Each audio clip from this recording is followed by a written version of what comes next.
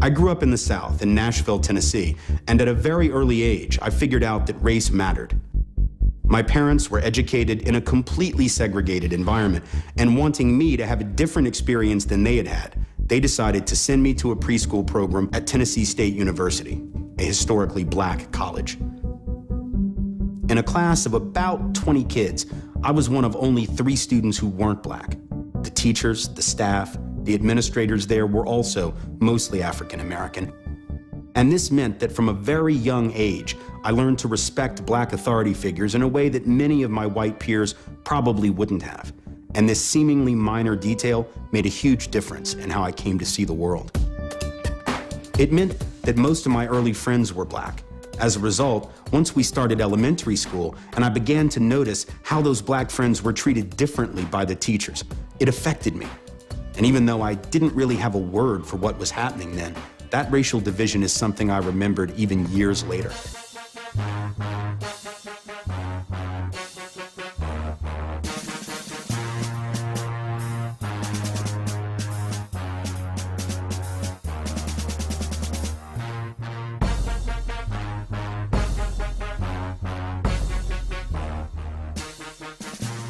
You know, it's one thing in 2015 to believe that the United States is a post-racial country. You can almost understand why people would think that, because we have these outward signs, outward manifestations of progress. There were plenty of white folks that didn't own other human beings. There were plenty of white folks who did not actively discriminate in their businesses during segregation, but they sat back and they collaborated with it, they participated in it. And so we've got to remember, racism is not just about individual bad acts, it's about systemic inequality. Somewhere along the way, and I don't know that I can pinpoint when it happened, I'm not sure that any of us can, but there has been something of an empathic collapse, right, in the culture.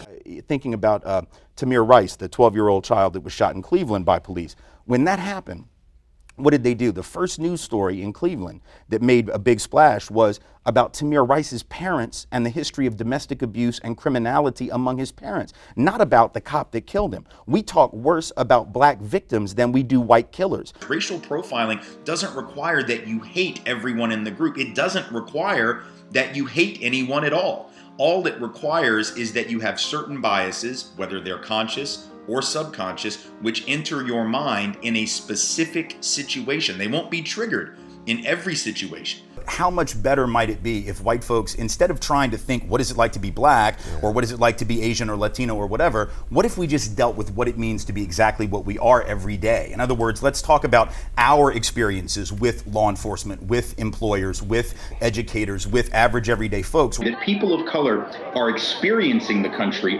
one way, and therefore they perceive its institutions one way.